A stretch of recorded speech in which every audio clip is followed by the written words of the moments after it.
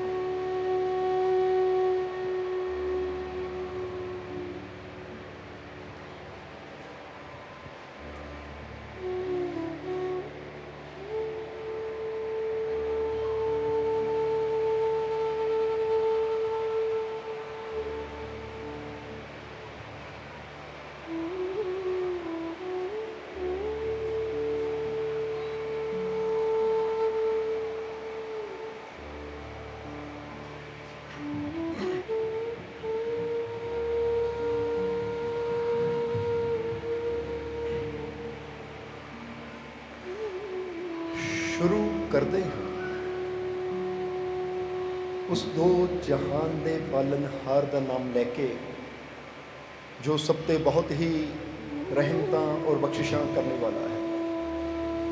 अज बड़ा खुशियां का दिन है क्योंकि अज 11वीं रोज़ का पवित्र दिन भी है, संग्रांद यानी बैसाखी का दिन भी है और उस दे नाल नाल अज बाबा साहेब डॉक्टर भीम राव अंबेडकर की जयंती भी है। सो बड़ा खुशियां का दिन है, इसलिए आई हुई सारी संगत नूं सब तो पहला तो खुशियां भरे पवित्र दिन दियां बहुत बहुत बधाइयां, बहुत बहुत मुबारक। और अज अगर इस दिन ते एक खुशियां भरे दिन ते क्योंकि बैसाखी का दिन है और बैसाखी नूं तुसीं जानते हो कि एक चीज़ की शुरुआत हुंदी है। वो काहदी शुरुआत हुंदी है कि किसानां ने जो फसल बीजी हुंदी है ना, वो वक्त हुंदा है कटाई का। वो खुशियां दे नाल वो फसल नूं कटाई शुरू हुंदी है तो जो इन्ने महीनों की मेहनत हुंदी है वो फल नूं अपने घर लैके आते हैं। तो समझ लो जी अज बैसाखी के दिन ते तुसीं भी मालिक के चरणों च हाज़री लगा रहे हो ना, अज तुसीं भी पता किहड़ी फसल घर लैके जानी है, मालिक दीयां रहमतां दी, मालिक दीयां बख्शिशां दी, एक खुशियां दी फसल घर लैके जानी है जिहदी हर कदम ते इंसान नूं जरूरत हुंदी है।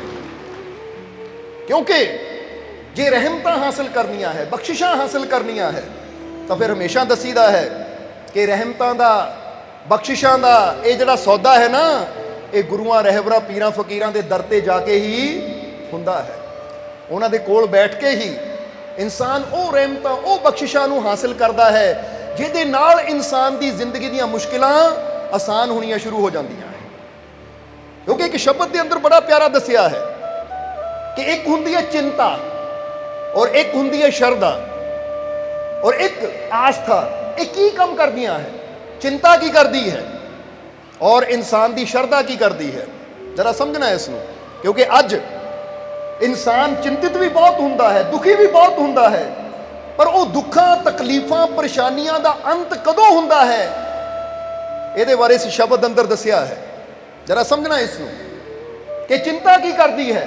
कहते चिंता हवा को तूफान बना देती है, चिंता हवा को तूफान बना देती है, श्रद्धा श्रद्धा मुश्किल को आसान बना देती है।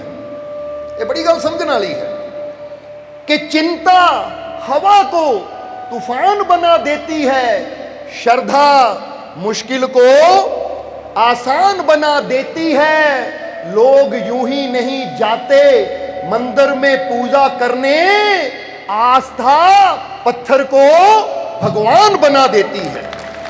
जरा समझना सारे इत्थे तीन चीज़ों की तरफ इशारा किया गया है, एक चिंता, दूजी श्रद्धा और तीजी आस्था।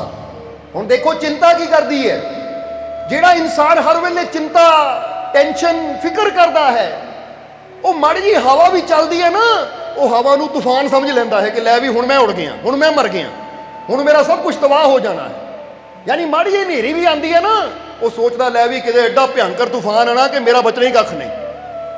क्योंकि चिंतित इंसान छोटी जी चीज़ नूं भी बड़ा समझ लेंदा है, थोड़े जे दुख नूं भी इतना बड़ा बना लेंदा है कि पता नहीं ये दुख का कोई हल होना ही नहीं है। इसलिए चिंता समझ लो कि उस जहर की तरह है कि जिद्दां जहर की एक छोटी जी बूंद भी अगर पानी के अंदर पा दी जाए ना तो इंसान की जान वो ले लेंदी है। इसी तरह चिंता अगर साडे अंदर समा जाती है तो इंसान का सुख, इंसान का आनंद, इंसान की खुशी नूं खत्म कर देती है। इसलिए गुरु रहबर की कहते हैं कि चिंता छड्ड और श्रद्धा पैदा कर अपने अंदर। समझदे हो कि नहीं? क्योंकि चिंतित इंसान जिद्दां दसिया असीं कि कई बार तुसीं देखदे हो ना कि कईयां दे ना कि छोटी जी फिंसी हुंदी है, छोटी जी फिंसी हुंदी है, फिंसी समझदे हो ना तुसीं कि छोटी जी फुंसी हुंदी है, एक गठ हुंदी है छोटी जी। चिंता किते कैंसर ना हो जाए, किते बड़ा रोग ना हो जाए, पता नहीं है ठीक होना या नहीं होना। समझदे हो कि नहीं? ठीक है, जो प्रॉब्लम है तो ऐसी हल भी करना, तो नाल श्रद्धा भी अपने मालिक ते पूरी रखनी है, डरना नहीं है। समझदे हो कि नहीं? इसलिए इत्थे तुहानूं अपने वालों एक गल कहना चाहांगे कि खुद को मालिक से जोड़ दो, खुद को मालिक से जोड़ दो, बाकी सब मालिक पे छोड़ दो। बोलो समझ रहे हो कि नहीं? खुद को उस मालिक से जोड़ दो, बाकी सब उस मालिक पर छोड़ दो। भरोसा रखो अपने मालिक पर, डर और चिंताओं के सारे धागे तोड़ दो। समझ आ गई कि नहीं? अगर जीवन च कोई डर है, अगर जीवन च कोई चिंता है, तो अज असीं वो चिंता और डरां दे धागियां नूं तोड़ के जाना है। क्योंकि जब तक ये डर और चिंता के धागे सानू जकड़ के रखणगे, पकड़ के रखणगे, असीं जीवन का पूरा आनंद कदी ले ही नहीं पावांगे। असीं जीवन दे विच कदी उस मुकाम ते पहुंच ही नहीं पावांगे जिस मुकाम ते साडा मालिक, साडा परमात्मा, साडा प्रभु, साडा पिता सानू देखना चाहता है। समझ लेना जरा सारिਆਂ ने। क्योंकि जिस तरह एक बाप चाहता है ना कि मेरा बच्चा तरक्की करे, कामयाब होवे, बुलंदी ते पहुंचे, ऊंचाई ते पहुंचे, पर जे बच्चा ही डरी जावे तो बच्चे का डर, बच्चे की चिंता कदी बच्चे नूं उत्थे तक जान नहीं दिंदी जिथे उसदा पिता उहनूं देखना चाहता है। पर जे वो बच्चा अपने बाप की गल मन के वो डर और चिंता छड़ देवे तो फिर उहनूं वो बुलंदी मिल सकती है जिथे उसदा बाप उहनूं देखना चाहता है। समझ लो, इसी तरह असीं भी तुहानूं उस ऊंचाई ते, उस आनंद विच देखना चाहते हैं, उस प्रेम और उस विश्वास के रंग विच रंगिया देखना चाहते हैं कि जिथे तुहानूं कोई डर, कोई चिंता होवे ही ना, जिथे तुहानूं लगे कि मेरे वास्ते असंभव कुछ भी नहीं है, क्योंकि मेरे वास्ते हर चीज संभव है, क्योंकि मेरा मालिक मेरे नाल है। और ये हो सकता है क्योंकि बहुत बड़े साइंटिस्ट हुए हैं, जरा गौर करना, जिन्होंने नाम सी एडिसन। उन्होंने एक लाइन बड़ी प्यारी कही है, और ये लाइन साडे सारिਆਂ ਦੇ समझण वास्ते बहुत ही जरूरी है। वो कहते हैं कि ये नहीं हो सकता से कभी कोई काम नहीं हुआ। एक लाइन है ना, ये नहीं हो सकता, कहते इससे कभी कोई काम नहीं हुआ। जिदा एक बंदा कहता आ नहीं हो सकता, कहते ये शब्द नाल कभी कोई काम होया ही नहीं है। पर ये हो सकता है, ये हो सकता है से बड़े बड़े चमत्कार होते देखे गए हैं। जरा गौर करो कि जदों बंदा कहता ना ये नहीं हो सकता, कहते इहदे नाल कदी कोई काम होया ही नहीं है। तो जिहड़ा बंदा कहता है ये हो सकता है, आ हो सकता है, और उस विश्वास नाल बंदा कोशिश करे तो उहदे नाल बड़े बड़े चमत्कार भी हो जाते हैं। इसलिए तो चमत्कार ही सी जदों एडिसन ने पहली बार बल्ब नूं जगाया तो लोग हैरान रह गए कि यह किस तरह हो गया कि छोटा जिहा बल्ब इन्ना प्रकाश दे रहा है।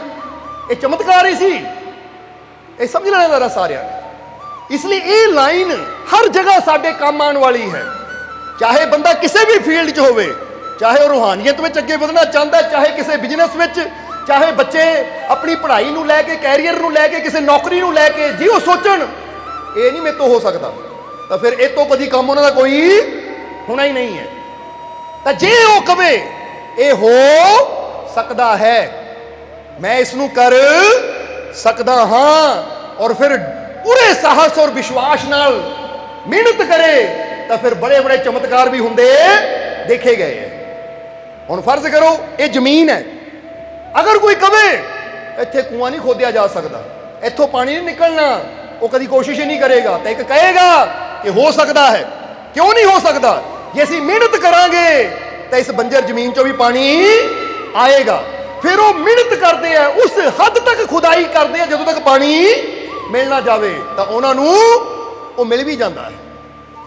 इसलिए अज अपने माइंड में असीं एक गल लैके जानी है कि चाहे वो साडी सेहत नूं लैके है, कोई दुख है तो कभी ये ना सोचो ये दुख ठीक नहीं हो सकता, क्योंकि इन्हों कहते ये नहीं हो सकता। कभी ये नहीं कहना, बल्कि ये विश्वास रखो कि जे अज प्रॉब्लम है तो ठीक हो सकती है, जे मेरे जीवन च मुश्किल है तो ये मुश्किल दूर हो सकती है। अगर मेरे जीवन च कोई ऐसा काम है जो अज तक नहीं होया तो मैनू पूरा यकीन है काम हो सकता है, क्योंकि ये साडा यकीन, ये साडा विश्वास बड़े बड़े चमत्कार कर दिंदा है। क्योंकि चमत्कार किहनूं कहंदे है? चमत्कार का मतलब हुंदा जो बंदे नूं दुनिया नूं लगदा नहीं हो सकदा वो हो जावे। समझदे हो कि नहीं? इहनूं कहंदे चमत्कार। नहीं तो बंदा सोचे कि चमत्कार का मतलब हवा च उड़ना है, वो अलग चीज़ है, पंछी भी उड़ते हैं। पर सही मायने जदों तुसीं कुछ ऐसा कर दिंदे हो जिथों दुनिया सोच भी नहीं सकती और तुसीं वो कर दिंदे हो अपने साहस नाल, अपनी हिम्मत नाल, अपने विश्वास नाल, तो दुनिया वास्ते वही एक चमत्कार हुंदा है। इसलिए चमत्कार करने की शक्ति परमात्मा ने तुहाडे अंदर रखी हुई है। पर वो चमत्कार करने की शक्ति फिर ही बाहर आएगी अगर असीं अज तो ये कहना शुरू करांगे कि ये हो सकता है। हो सकता है, मुश्किल है दूर हो सकती है, प्रॉब्लम है हल हो सकती है। क्योंकि फिर कहांगे कि कोई भी प्रॉब्लम, कोई भी मुश्किल होवे ना, वो तुहाडे साहस, तुहाडे विश्वास तो और परमात्मा की रहमत तो बड़ी हो ही नहीं सकती। बोलो समझदे हो कि नहीं? इसलिए असीं एक शेर कहीदा है कि कोई भी, जरा हुण गौर करना, कोई भी काम, कोई भी लक्ष्य का मतलब समझते हो ना, कोई भी टारगेट साडा, कि कोई भी लक्ष्य मनुष्य के साहस से बड़ा नहीं, हारा तो वही जो उससे लड़ा नहीं। कि कोई भी लक्ष्य जिहड़ा है ना वो मनुष्य के साहस तो या उसकी रहमत तो बड़ा नहीं हो सकता, पर हारदा वही है जिहड़ा लड़दा नहीं है, जिहड़ा कोशिश नहीं करता, जिहड़ा मेहनत नहीं करता। और जिहड़ा मेहनत करने को तैयार है तो बड़े तो बड़ा लक्ष्य भी उन्होंने मिल जाता है। इसलिए ये एक साइंटिस्ट ने एक गल बड़ी परख के कही है, क्योंकि एडिसन ने जीवन च वो आविष्कार किए जिन्होंने दुनिया कहती सी ये काम हो ही नहीं सकता। इसलिए सोचो वो यही गल अपने शब्दों च सानू दस गया कि ये नहीं हो सकता। जो पहले ही बंदा मान लवे ये हो ही नहीं सकता तो फिर वो गल ने कदी इंसान को अगे बढ़ने नहीं देना। क्योंकि बंदे ने जो मान ही लिया नहीं हो सकता, जिदा फर्ज करो एक बंदा सोचे मैनू ये प्रॉब्लम है ठीक होनी नहीं है, वो दिल छड्ड के बह जाएगा, कोशिश ही नहीं करेगा, इलाज ही नहीं करेगा, तो फिर की होएगा? उसकी मौत ही होनी है। तो जे बंदा सोचे ठीक है प्रॉब्लम है पर इसका हल हो सकता है, मैनू विश्वास है, तो यह विश्वास ही उन्होंने हिम्मत दिंदा है, ताकत दिंदा प्रॉब्लम नाल लड़न दी और उस प्रॉब्लम चों निकलन दी। क्योंकि जो इंसान कोशिश करता है ना फिर मालिक की रहमत का सहारा मिल जाता है। जिस तरह इत्थे कई जीवां ने फरियाद च लिखिया, ऐसी कोशिश की, मालिक तक पहुंचे, न्याज दी, रहमत लई तो साडी प्रॉब्लम का हल हो गया। क्योंकि जो बंदे को विश्वास है कि उसकी रहमत मैनू ठीक कर सकती है, फिर बंदा उसकी रहमत की तलाश में जदों वो फकीरां गुरुआं दे दर तक पहुंच जाता है, उसकी रहमत हुंदी है, तो इंसान बड़ी तो बड़ी प्रॉब्लम चों निकल भी आता है। इसलिए कभी निराश नहीं होना। इसलिए फिर कहांगे कि खुद को मालिक से जोड़ दो, बाकी सब मालिक पर छोड़ दो, भरोसा रखो अपने मालिक पर, चिंताओं और डर के सारे धागों को तोड़ दो। डर और चिंताओं के सारे धागों को तोड़ दो, आज तोड़ दो। जे किसी चीज के अंदर डर है, ये कोई चिंता परेशान कर रही है, तो सोच लो कि मालिक के घर तक पहुंच गया, हुण मैनू चिंता करने की जरूरत नहीं है, मैनू विश्वास करने की जरूरत है। क्योंकि जिस तरह दसिया ना कि चिंता हवा को तूफान बना देती है, हुंदी छोटी ही हवा आ, पर डरन वाला इंसान, चिंता करने वाला इंसान छोटी जी हवा भी सोचता लै भी बड़ा तूफान आ गया, सब कुछ उड़ जाना है, इन्हें सब कुछ तबाह कर देना है, इन्हें सब कुछ बर्बाद कर देना है। वो माड़ी माड़ी छोटी छोटी गल तो इदा डर जाता है कि जिदा हुण तां मेरी दुनिया खत्म हो गई। तो जिहड़ा शरधावान हुंदा है, जिहदे अंदर विश्वास हुंदा है, वो तो बड़े बड़े तूफानां नूं देख के, बड़िया बड़िया मुश्किलों नूं देख के, बड़े बड़े पहाड़ों नूं देख के भी घबरांदा नहीं है, क्योंकि उन्हें पता है कि मैनू अपने मालिक ते इन्नी श्रद्धा है, इन्ना यकीन है कि जे बड़ी मुश्किल है तो मुश्किल भी मेरे वास्ते आसान हो जाएगी, क्योंकि मेरा मालिक मेरे। जरा सोचना सारे। इसलिए चिंता और श्रद्धा, चिंता बहुत थले गिरा देती है इंसान नूं, तो श्रद्धा यकीन विश्वास इन्ना उच्चा लै जाता है कि जिथे मुश्किलां भी उसदे सामने छोटियां हो जांदियां है। कई बार तुसीं देखदे हो ना कि इन्हां पहाड़ां नूं थल्ले खड़े होकर देखो तो बड़े उच्चे लगते हैं, ਪਰ ਜਦੋਂ ਇਨਸਾਨ ਹਵਾਈ ਜਹਾਜ਼ 'ਚ ਬਹਿ ਜਾਵੇ ਨਾ, ਹੈਲੀਕਾਪਟਰ 'ਚ ਬਹਿ ਜਾਵੇ, ਉੱਪਰ ਚਲਾ ਜਾਵੇ ਤਾਂ ਉੱਥੋਂ ਪਹਾੜ ਬੜੇ ਛੋਟੇ ਛੋਟੇ ਲੱਗਦੇ ਆ। ਇਸੇ ਤਰ੍ਹਾਂ ਆਪਣੀ ਸੋਚ ਨੂੰ, ਆਪਣੇ ਵਿਸ਼ਵਾਸ ਨੂੰ ਇੰਨਾ ਉੱਚਾ ਕਰ ਲੈਣਾ ਹੈ ਤਾਂ ਤੁਸੀਂ ਆਪ ਹੀ ਪਾਓਗੇ ਕਿ ਜਿਨ੍ਹਾਂ ਮੁਸ਼ਕਿਲਾਂ ਦੁੱਖਾਂ ਨੂੰ ਮੈਂ ਐਡਾ ਬੜਾ ਸਮਝਦਾ ਸੀ, ਹੁਣ ਮਾਲਕ ਦੇ ਨਾਮ ਦੇ ਜਹਾਜ਼ ਵਿੱਚ ਬੈਠ ਕੇ ਦੇਖ ਰਿਹਾ ਆ, ਇਹ ਤਾਂ ਹੈ ਹੀ ਬੜੇ ਛੋਟੇ ਛੋਟੇ। ਡਰਨ ਦੀ ਜ਼ਰੂਰਤ ਕੀ ਹੈ? ਇਸ ਲਈ ਫਿਰ ਕਵਾਂਗੇ कि चिंता हवा को तूफान कह दो नाल बना देती है और शरदा मुश्किल को आसान बना देती है। जदों यकीन आंदा है, शरदा आंदी है कि मैनू पूरा विश्वास है मालिक ते, तो फिर वो मुश्किल आसान होनी शुरू हो जाती है, क्योंकि शक्ति देने वाला, ताकत देने वाला वो मालिक तो तुहाडे कित्थे बैठा है? अंदर बैठा है, हर पल तुहाडे नाल है। इसीलिए तो क्या है कि कभी भी ये ना सोचो कि गुरु रहबर पीर फकीर दुनिया तो चले गए या साडे तो दूर है। जिद्दां इत्थे फकीरां दा सच्चा किस्सा याद आ रहा सानू, एक फकीर होए जिन्हां दा नाम सी इब्ने हशर। की नाम सी?